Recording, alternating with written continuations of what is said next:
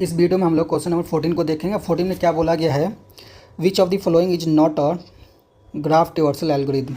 ठीक है, तो not a graph traversal algorithm पूछा गया है।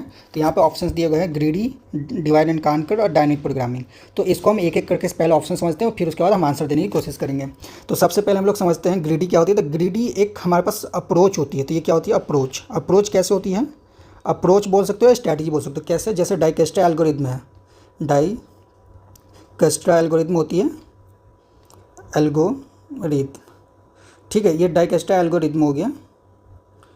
ठीक है, डाइकेस्ट्रा एल्गोरिथम हो गया। तो इसमें क्या करते हैं कि कोई हमारी ग्राफ है, तो कोई ग्राफ ऐसे दी होती है, यहाँ पे ये नोट्स दिए हैं, ठीक है, और ये नोट्स दिए हैं। तो हमें डाइकेस्ट्रा में ये वेट दिया होता है। यहाँ पे मान लीजिए W1 वेट हो गया, W2, W3, इस तरह से वेट हो गए। तो हमें यहाँ पे इस पॉइंट से हमको यहाँ पे शॉर्टेस्ट वेट निकालना है, शॉर्टेस्ट कॉस्ट निकालनी है। ठीक है, मतलब मिनिमम कॉस्ट निकालनी है। तो मिनिमम कॉस्ट निकालने के लिए हम डाइकेस्ट्रा एल्गोरिथम होती है, जो कि हम ट्रावर्सल इस ग्राफ को करेंगे दूसरी तरीके से, यानी कि जो ग्राफ का होता है DFS एंड BFS, यही ट्रावर्सल यूज करेंगे। तो यहाँ पर हम DFS यूज करेंगे। तो जैसे यहाँ पर निकालने के लिए, तो सबसे पहले यहाँ से यहाँ के इस नोड का कॉस्ट निकालोगे, इस नोड से इस नोड का मिनिमम निकालो। तो यहाँ पर हम ऑप्टिमाइज कर रहे हैं, यानी कि आप हर बार ऑप्टिमल सोल्यूशन लेंगे, हर बार हम ऑप्टिमल सोल्यूशन लेंगे। यहाँ पर आने के लिए फिर मिनिमम जो कॉस्ट होगा इस नोड से इस नोड पर आने के लिए हमेशा हम यहाँ से देखेंगे। फिर ठीक है, फिर यहाँ से देखेंगे यहाँ पर आने के लिए जो ऑप्टिमल सोल्यूशन होगा, फिर यहाँ से आने के लिए यहाँ पर जो ऑप्टिमल सोल्यूशन। तो एवरी टाइम हम ऑप्टिमल देखेंगे, ऑप्टिमल, फिर इसके बाद ऑप्टिमल देखेंगे, ऑप्टिमल। ठीक है, तो फिर यहाँ पर भी ऑप्टिमल देखेंगे, ऑप्टिमल हमेशा कॉस्ट देखेंगे, ऑप्टिमल कॉस्ट देखेंगे हमेशा हम लोग। तो ये हमारा अप्रोच होता है डाइकेस्ट्रा एल्गोरिथम। बट डाइकेस्ट्रा एल्गोरिथम में जो अप्रोच फॉलो करते हैं वो होता है ग्रीडी। ठीक है, बट ग्रीडी इटसेल्फ एक ग्राफ में यूज होता है, ये डायरेक्टेड वेटेड ग्राफ में यूज होता है, पॉजिटिव वेटेड ग्राफ में यूज होता है। तो इसमें हम जो ट्रेवर्स करते हैं वो फिर से हम DFS से करते हैं। मैं बता देता हूँ, DFS से कंफ्यूज मत होता। अप्रोच हम फॉलो करते हैं कि जो ग्रीडी होती है, बट ट्रेवर्सल हम DFS से ही करते हैं। DFS या BFS आप जो भी करना है कर सकते हो। तो ग्राफ ट्रेवर्सल की जो एल्गोरिथम होती है DFS और BFS ही होती है। दूसरा दिया गया है ऑप्शन में, तो ये दिया होगा डिवाइड एंड कांकर। तो डिवाइड एंड कांकर क्या होती है कि कोई भी प्रॉब्लम है उसको छोटे पार्ट्स में डिवाइड करो, फिर उसको सॉल्व करो। जैसे हमारे पास ये प्रॉब्लम है, तो इसको हम छोटे पार्ट में इस तरह से डिवाइड करेंगे और फिर इसको डिवाइड करेंगे यहाँ से इस तरह से छोटे पार्ट में हम लोग डिवाइड करेंगे। जितने भी प्रॉब्लम्स होंगे हम छोटे पार्ट में डिवाइड करके फिर उसके बाद हम सॉल्व करके फिर इसके बाद हम आंसर निकालेंगे। ठीक है, तो पहले हम लोग इसे डिवाइड करेंगे, फिर यहाँ से सॉल्व करके आंसर निकालेंगे।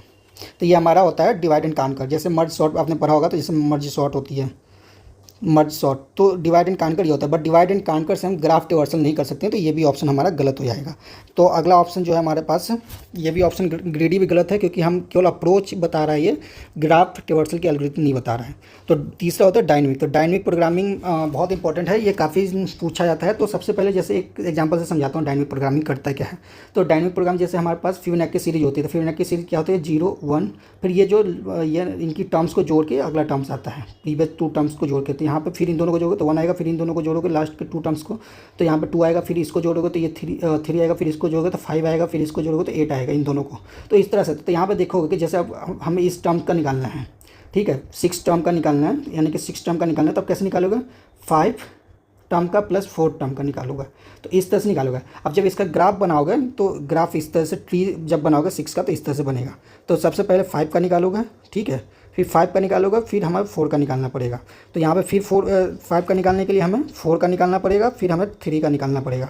ठीक है, और 4 का निकालने के लिए हमें 3 का निकालना पड़ेगा, 2 का निकालना पड़ेगा। तो यहाँ पर देख सकोगे ये 2 है और ये 3 और ये 3 2 बार एक ही चीज़ को हम कैलकुलेट करें, यानी कि ओवरलैप हो रही है चीज़ें। मतलब एक ही प्रॉब्लम को हम बार बार सॉल्व कर रहे हैं, ओवरलैपिंग। ठीक है,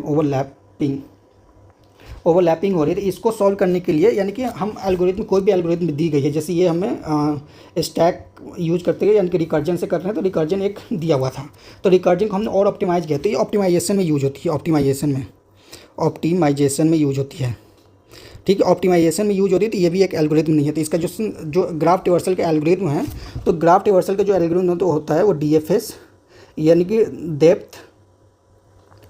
डेप्थ फर्स्ट सर्च ही होता है हमारे पास।